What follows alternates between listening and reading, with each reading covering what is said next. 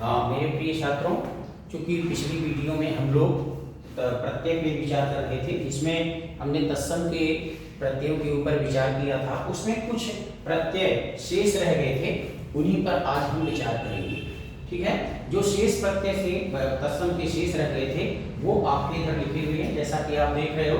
जैसे एक आपका प्रत्यय है आस्पद, और इससे जो आपका शब्द बनता है वो घृणास्पद है। जैसे आपसे पूछा जाएगा कि घृणास्पद में कौन सा प्रत्यय प्रयुक्त हुआ है, तो आपको बताना है आस्पद। जैसे इससे बना है आपका शब्द है उपहास, उससे बना उपहासास्पद। फिर शब्द है आपका हास, इससे बना हास्यास्पद। शब्द है आपका संदेह, इससे बना संदेहास्पद। और फिर शब्द है आपका विवाद, जिससे बना आपका विवादास्पद। तो इस तरह से हमने देखा कि ऊपर के जो प्रत्यय हैं इनमें आस्पद, जो ऊपर के ये निर्मित शब्द हैं, इनमें आस्पद प्रत्यय का प्रयोग हुआ है, जो कि तत्सम का प्रत्यय है। इसी तरह से दूसरा आपका आता है कार प्रत्यय। साहित्य शब्द है, इसमें आपने कार जोड़ दिया, साहित्यकार बना। चित्र शब्द है, कार जोड़ दिया, चित्रकार है।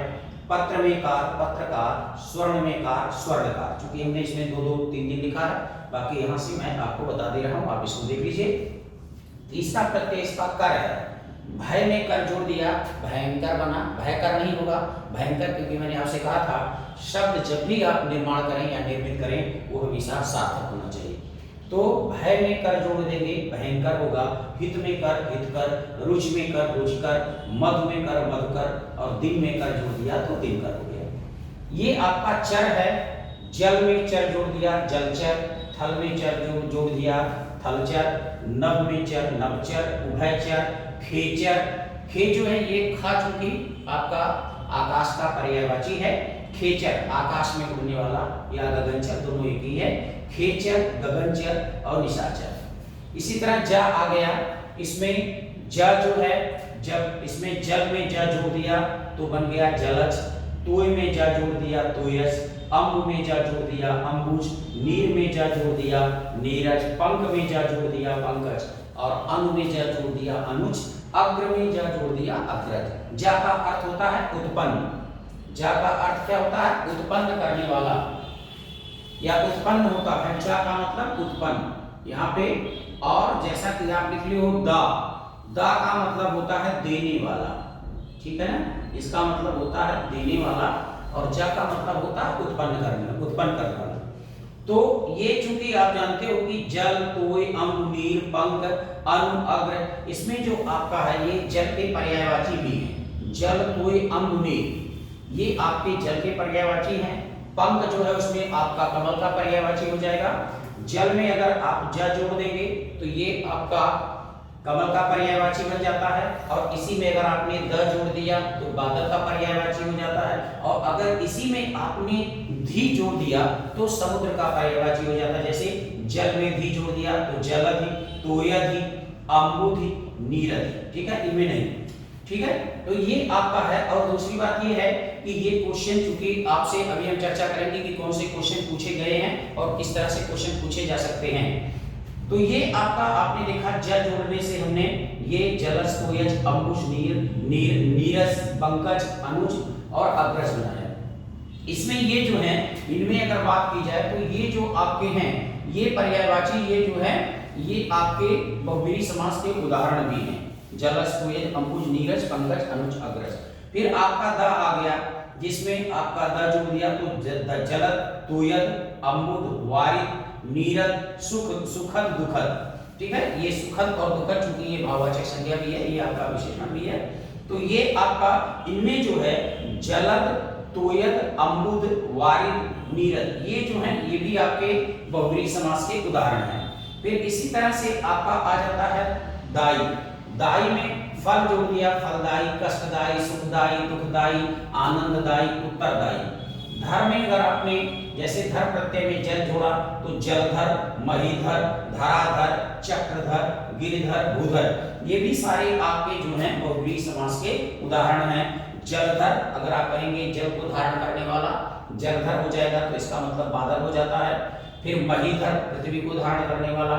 फिर धराधर, चक्रधर, गिरिधर, भूधर, फिर हर आपका आता है, इसमें विघ्नहर, कष्टहर, रोगहर, दुखहर।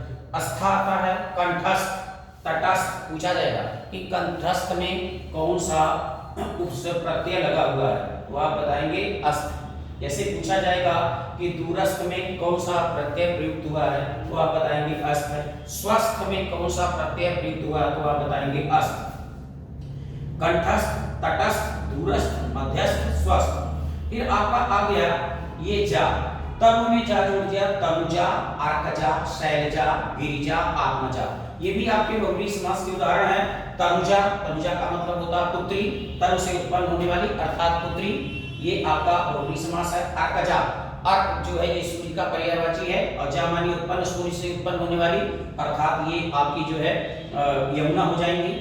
शैलजा, शैल से उत्पन्न होने वाली पार्वती हो जाएंगी। गिरि से उत्पन्न मानी गिरिजा हो जाएंगी। और आत्म में जा जोड़ दिया तो आत्मजा, आत्मजा का मतलब भी पुत्री होता है। ये क्या है, अल्प में क्या जोड़ दिया, अल्पज्ञ हो गया। बहु में क्या जोड़ दिया, बहुज्ञ हो गया। सर्व में क्या जोड़ दिया, सर्वज्ञ हो गया। मर्म में क्या जोड़ दिया, मर्मज्ञ हो गया। ये आपका वती है, रूप में वती जोड़ दिया, रूपवती, प्रभावती, भाग्यवती, सौभाग्यवती। तो इस तरह से आपने देखा कि ये आपके जो हैं तत्सम के प्रत्यय हैं, जिन प्रत्ययों से हमने इन शब्दों का निर्माण किया है, और इन प्रत्ययों से यही शब्द आपके निर्मित होते हैं। आपसे क्वेश्चन जो हो गया वही होगा कि जलद में कौन सा प्रत्यय लगा हुआ है, या फलदायी में कौन सा प्रत्यय लगा हुआ है, या जर्जर में कौन सा प्रत्यय लगा हुआ है, या भयंकर में कौन सा प्रत्यय लगा हुआ है। अब यहाँ पे चर्चा करें कि जो अक्सर पूछा जाता है या क्वेश्चन पूछा गया है, वो आपका इसमें जो जलज और जलद यानी ज और द, ये दोनों प्रत्यय जो है इनसे क्वेश्चन पूछा गया है, और इनसे क्वेश्चन पूछा भी जाता है। क्वेश्चन तो सबसे पूछा जाएगा, लेकिन इनसे भी क्वेश्चन पूछा गया है, इसलिए आप इन पे विशेष रूप से ध्यान रखना केंद्रित करेंगे। और कोई भी प्रश्न आपका अगर तत्सम से रिलेटेड है, क्या आप अपना एक बार देख भी लीजिएगा।